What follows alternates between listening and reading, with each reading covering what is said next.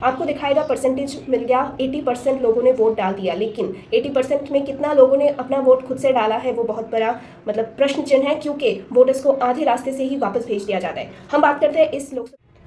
नमस्कार, स्वागत है आपका स्पीक फियरलेस विद शत्रुपा में। तो आप सभी को पता है कि अभी चल रहा है पार्लियामेंट्री इलेक्शन, और पार्लियामेंट्री इलेक्शन का जो पहला चरण है यानी कि फर्स्ट फेज है वो कंप्लीट हो चुका है 19 अप्रैल को, यानी कि कल जो 19 अप्रैल गया उसमें 102 सीटों पर लोकसभा चुनाव का जो पहला चरण है वो ख़त्म हो चुका है। और इस 19 अप्रैल को जो पहला फेज गया है लोकसभा चुनाव का, उसमें से उत्तर पूर्वी राज्यों में से त्रिपुरा का भी एक आसन का इलेक्शन था। आप लोगों में से कई लोगों को पता है, और जिनको नहीं पता उनके लिए बता दें कि उत्तर पूर्वी भारत का एक छोटा सा राज्य है त्रिपुरा, और त्रिपुरा में लोकसभा चुनाव के लिए 2 सीट होते हैं, वेस्ट त्रिपुरा और ईस्ट त्रिपुरा, और उसमें से वेस्ट त्रिपुरा का जो चुनाव है वो 19 अप्रैल को संपन्न हो चुका है। मैं त्रिपुरा से बिलोंग करती हूँ, और त्रिपुरा का क्या सीन है इस वक्त, लोकसभा इलेक्शन के दिन कैसा गया, इलेक्शन कैसा था, पूरे वेस्ट त्रिपुरा का माहौल, वही चीज़ मैं इस वीडियो में आप लोगों के साथ शेयर करना चाहती हूँ। देखिए, वोटिंग हम सबका एक बर्थ राइट है, बोल सकते हैं आप, एक संवैधानिक, एक गणतांत्रिक हमारा राइट है कि हम वोट डालें।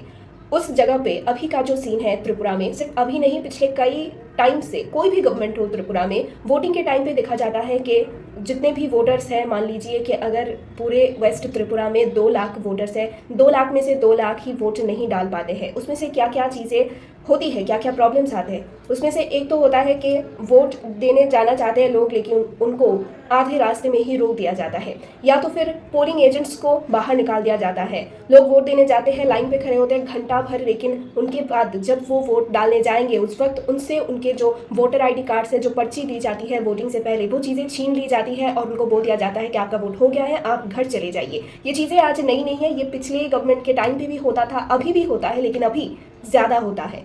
जी हाँ, काफ़ी सारे लोगों को मेरी बात से सहमति ना हो, लेकिन ये सच है। आप मिला के देख लीजिएगा, आप पिछले दिनों के जो रिकॉर्ड्स हैं उनके साथ अभी का रिकॉर्ड्स मिला के देख लीजिएगा, आपको दिखाएगा परसेंटेज मिल गया, 80% लोगों ने वोट डाल दिया, लेकिन 80% में कितना लोगों ने अपना वोट खुद से डाला है वो बहुत बड़ा प्रश्न चिन्ह है, क्योंकि वोटर्स को आधे रास्ते से ही वापस भेज दिया जाता है। हम बात करते हैं इस लोकसभा इलेक्शन में वेस्ट त्रिपुरा में क्या हुआ। कल जब इलेक्शन चल रहा था उस वक्त क्या क्या इशू हुई। पहली बात तो ये कि लोकसभा इलेक्शन का या कोई भी चुनाव का जो समय होता है सुबह 7 बजे से शुरू होता है, और उसी हिसाब से कल सुबह 7 बजे से सारे पोलिंग स्टेशंस पे, सारे बूथ्स में जो है वोट डालने का टाइम शुरू हो चुका था। लेकिन ऐसे कई सारे पोलिंग स्टेशन हैं जहां पर बिजली का प्रॉब्लम दिखाया गया, ईवीएम मशीन का प्रॉब्लम दिखाया गया, और उनकी वोटिंग स्टार्ट हुई 8 या 8:30 बजे से। सुबह 6 बजे से लोग लाइन पे खड़े हो रहे थे, और घंटा 2 घंटा 3 घंटा लाइन पे खड़े रहे वो, क्योंकि ईवीएम का इशू था, कहीं कहीं पे इलेक्ट्रिसिटी नहीं था, बहुत सारा इशू था, उसकी वजह से वोटिंग डिले हो गया। दूसरी बात, दोपहर के 1 से 1:30 बजे तक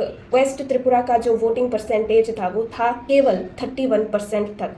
हो सकता है 1% या 2% का ऊपर नीचे हो जाए, लेकिन 30 से 31% तक का वोट डाला गया था दोपहर के 1 बजे तक। और जो त्रिपुरा का सीन है, जो 2023 को विधानसभा इलेक्शन में, असेंबली इलेक्शन में भी जो हमने देखा, त्रिपुरा में जब भी वोटिंग होती है दोपहर 12 से 1 बजे तक कुछ हद तक वोटर्स जाते हैं, वोट दे पाते, लेकिन उसके बाद से वोटर्स की संख्या टाइम के साथ साथ कम होने लगती है, क्योंकि लोग वोट देना चाहते हैं, उनको आधे रास्ते में धमकाया जाता है, उनको वापस घर भेज दिया जाता है, वो वोट नहीं दे पाते। और ये सीन हर बार रिपीट होता है, 2023 को भी हुआ है, और इस साल भी लोकसभा चुनाव में भी यही चीज बार बार रिपीट हुई है।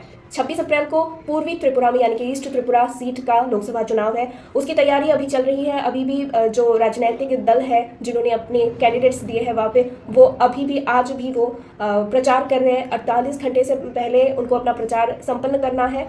और पूर्वी त्रिपुरा में, जो कि हमारे त्रिपुरा का हिली एरिया बोला जाता है, वहाँ पे जो जनजाति का जो वोट है वो सबसे ज़्यादा होता है, उस जगह पे वोटिंग का क्या सीन होगा, ये बहुत ही इंपॉर्टेंट पार्ट है हमारे त्रिपुरा की वोटिंग सिस्टम का, जो अगर हम बात करें, क्योंकि जनजाति का वोट बहुत ही ज़्यादा मायने रखता है त्रिपुरा के लिए। या फिर अगर हम लोकसभा का बात करें, कोई भी इलेक्शन हो, जनजाति का वोट बहुत ज़्यादा मैटर करता है। तो पूर्वी त्रिपुरा में जब भी इलेक्शन होगा उस टाइम पे भी कितने लोग वोट दे पाएंगे, इस बात का बहुत ही ज़्यादा डाउट है, क्योंकि जो वोटिंग हमारे यहाँ पे पश्चिम त्रिपुरा में जिस वे से वोटिंग गया वो सेटिस्फाइंग नहीं था। वहाँ पे जो सीआरपीएफ वाले थे उनका भी जो ड्यूटी है उन लोगों ने ठीक से नहीं किया, क्योंकि कई जगह पे देखा जा रहा था कि पोलिंग स्टेशन से पोलिंग एजेंट्स को धक्के मार के निकाल दिया जा रहा था, उन पर टॉर्चर हो रहा था, उनको मार मार के भगाया गया। लेकिन सीआरपीएफ वाले जो त्रिपुरा के पुलिस प्रशासन थे वो लोग चुपचाप खड़े होकर देख रहे थे, कुछ नहीं कहा उन लोगों ने। यहाँ तक कि किसी किसी जगह पर जो जो पोलिंग के ड्यूटी में जो लोग हैं, वोटिंग की ड्यूटी में जो गवर्नमेंट एम्प्लॉयज़ को जिनको बिठा के रखा हुआ है, वो लोगों ने तक ऐसा बिहेव किया पोलिंग एजेंट्स के साथ, जो कि बहुत ही दुखद बात है।